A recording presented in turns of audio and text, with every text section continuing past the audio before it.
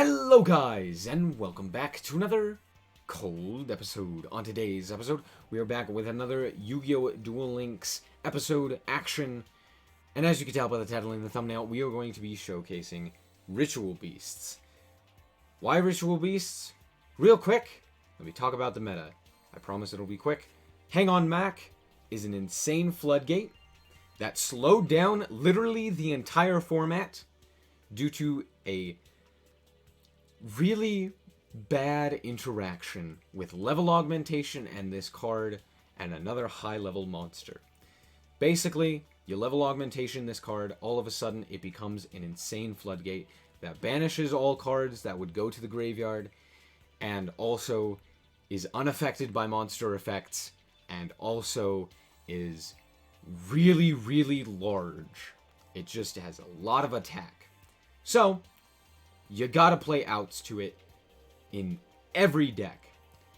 Not every deck can deal with this, especially when paired with something like Forbidden Lance, right? Forbidden Lance says unaffected. Whatever monster you target, unaffected by spells or traps for the turn. Insanely good, especially when paired with the fact that it's also unaffected by monsters. All of a sudden, it becomes completely unaffected.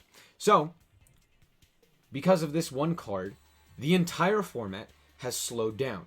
It has stopped playing this very combo-centric style with, Blue Eyes spamming out their alternative, going into Spirit Dragon, right?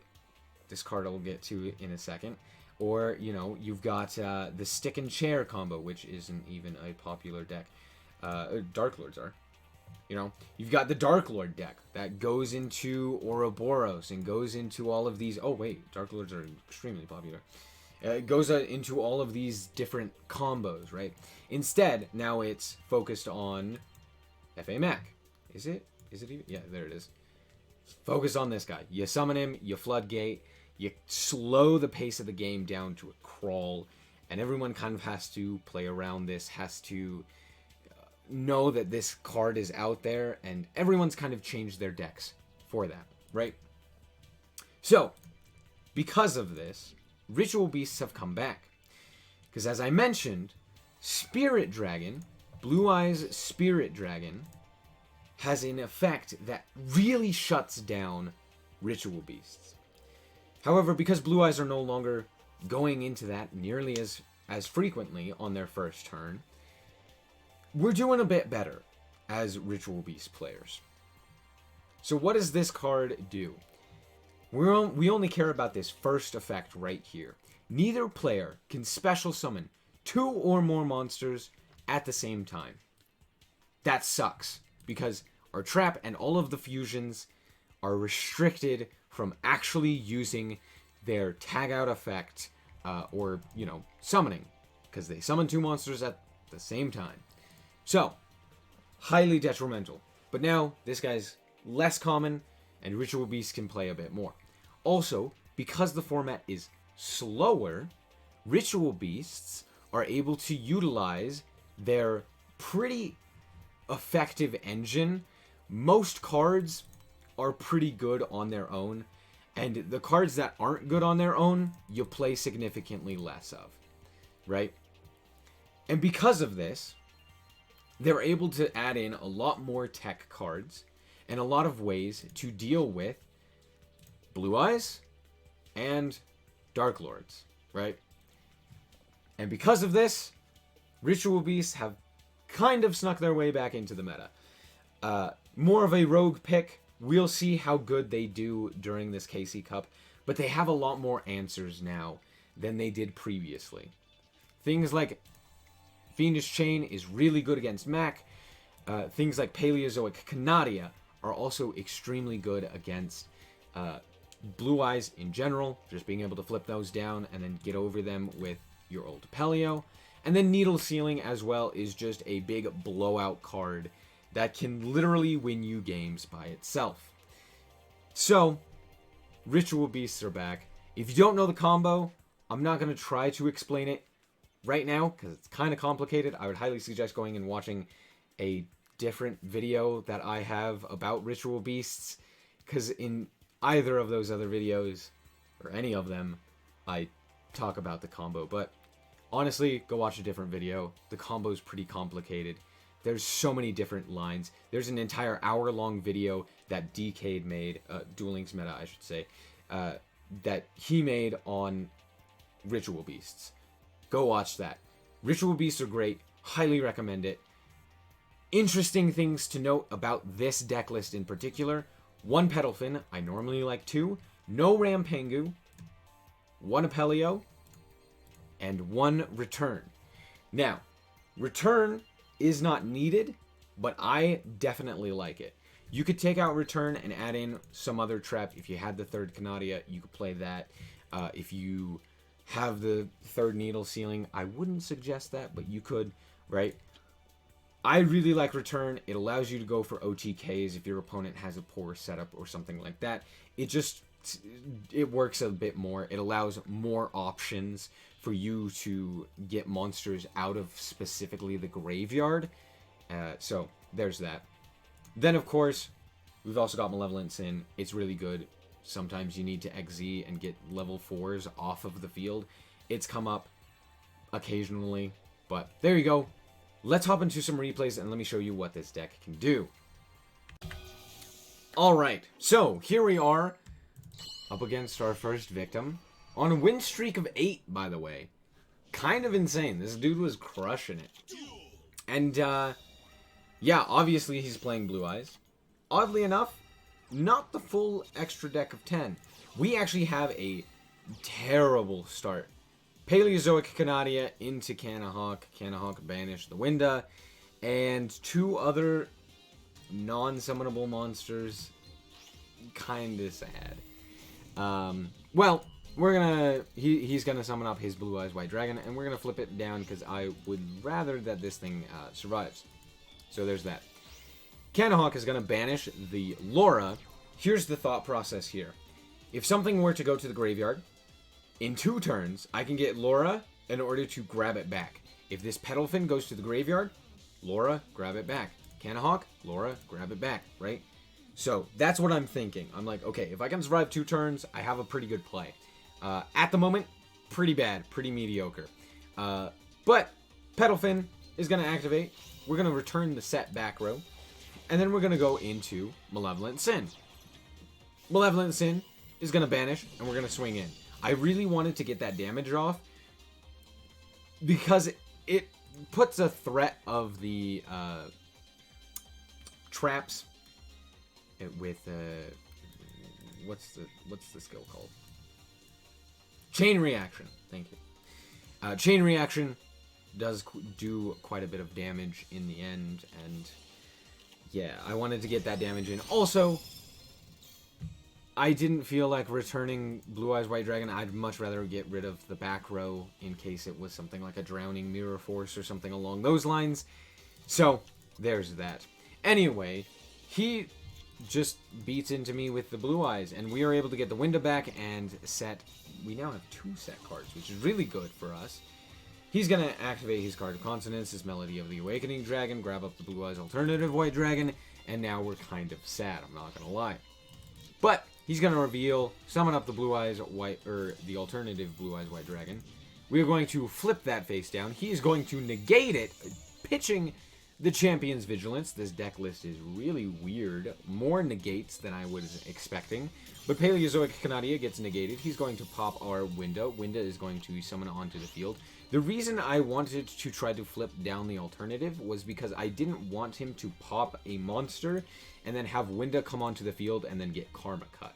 I was expecting a Karma Cut because there wasn't a reaction to most of the other things that I was doing. So I was like, I wonder if that's a Karma Cut or not. Granted, the delay was read incorrectly. And anyway, he ends up going into Twin Burst. We are going to negate that with Fiendish Chain, and then he goes into Dragon Spirit of White. However, we do keep the window, which is pretty nice. Because right now, I mean, it's just a body on the field, but we do get to go into Laura. Laura into Petalfin. Petalfin is going to activate. We're going to send back that fusion, and then we are going to go into our own fusion. Ulti Cannahawk obviously activates, does the standard combo. We're going to send the Petalfin to the graveyard to grab up the Cannahawk and the Elder. Cannahawk is going to activate, sending the Apelio. We're going to fuse again. We're going to target the the regular Cannahawk and then the Apelio, and then going to summon the Apelio and the Laura. Apelio is then going to activate to banish the Petalfin, because we definitely want that. And then I knew for a fact that he had a Blue Eyes White Dragon in hand. And I really should have switched Winda to attack position, but if I switched Winda to attack position, I actually think I might have still lost this game. And you'll see why in a second. So, Blue Eyes White Dragon, or Alternative White Dragon, comes to the hand. He's going to summon it onto the field. And I go, oh crap. Well, we're going to use, he's going to target Winda for some reason. I don't know. This was a really weird play. He definitely should have targeted the Ulti Pelio. He's just bad. He's a Blue Eyes player. I don't. What do you want from me? He's a bad player. Anyway, we get our Winda summon. We summon up another Winda. We've now got the Ulti Pelio that can defuse into a myriad of different things. We've also got the Winda that can go into another thing. And here, he already had a second Blue Eyes in hand. So, he can easily go into the Neo Blue Eyes Ultimate Dragon. So, he's going to be able to get 3 attacks off. So, this is where I'm like, really, he shouldn't have popped the Winda. He should have just swung into the Winda. And he should have popped the Apelio and forced me to defuse. Now, I am able to activate the ambush that I searched earlier. And now I've got a Petalfin on the field with a Ritual Beast in hand. And, interestingly enough, this card, if it's in the graveyard, it can protect a Blue Eyes monster from being targeted. However, he's not playing another one in his extra deck, which means what he sent to the extra deck, or from the extra deck to the grave, was 2 Twin Burst Dragons. Meaning, he doesn't have any target protection. So, I can activate Petalfin here and feel pretty safe that he has nothing in response. And there you go, I win the game against Blue Eyes, oddly enough.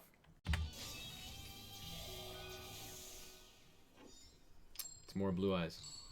Are you surprised?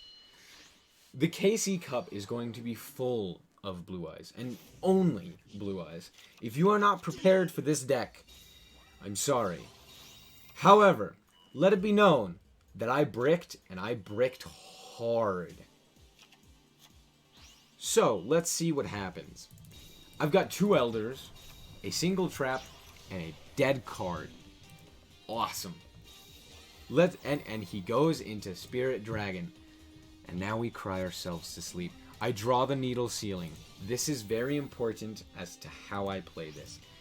Reason being, Needle Ceiling, if he doesn't activate Spirit Dragon now, Needle Ceiling will pop every monster on the field, no matter what he does.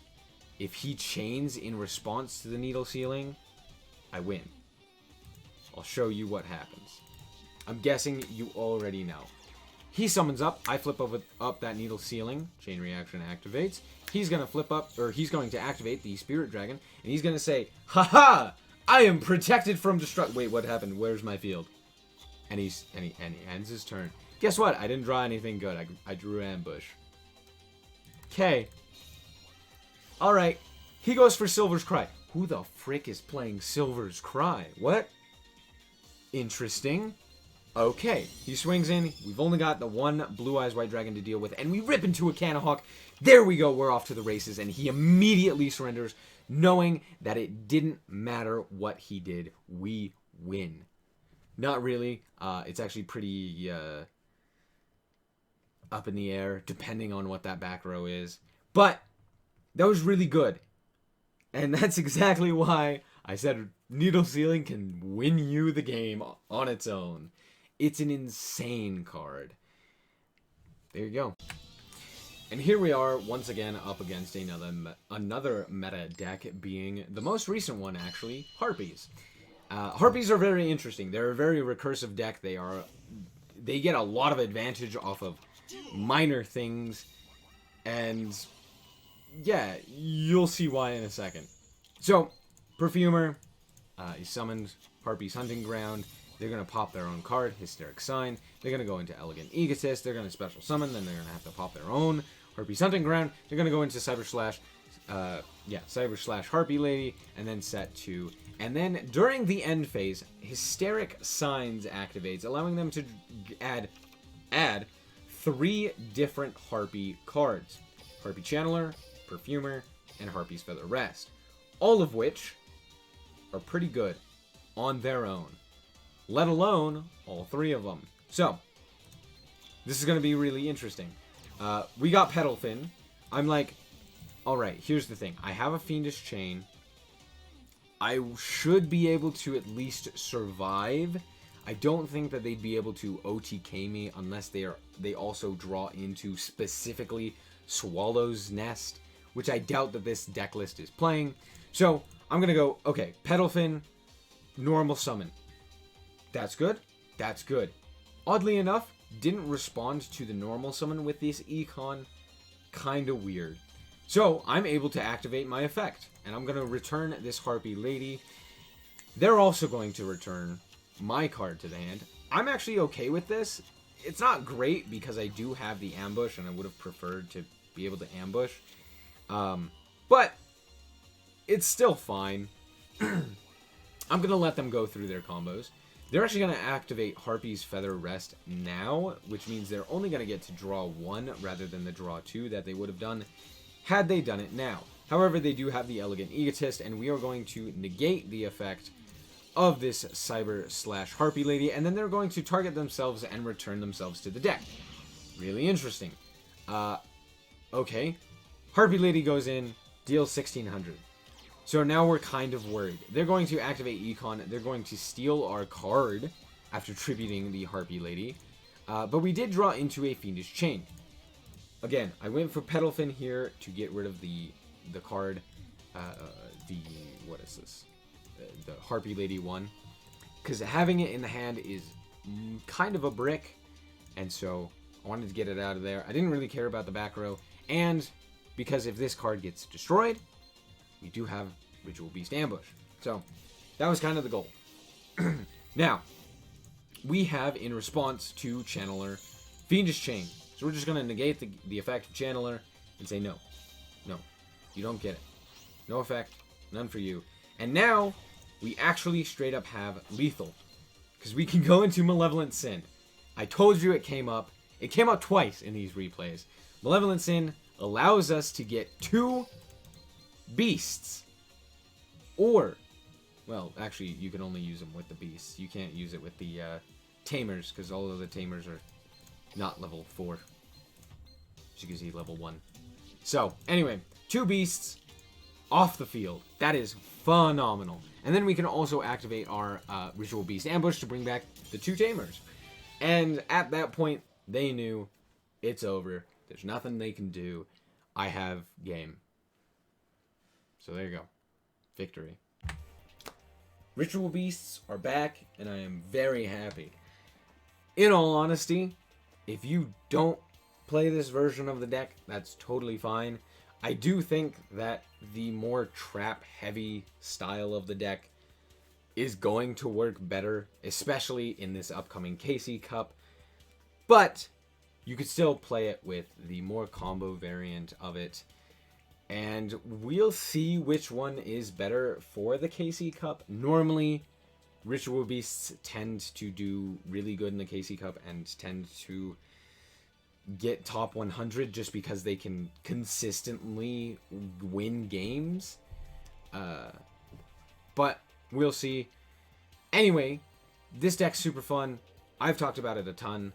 Hope that you guys did indeed enjoy it. If you did, a like is very much appreciated. And if you want to check out more content like this, as well as more Yu-Gi-Oh! Duel Links action, then just be sure to subscribe. Anyway, thank you guys so much for watching, and remember to always stay frosty. Bye-bye.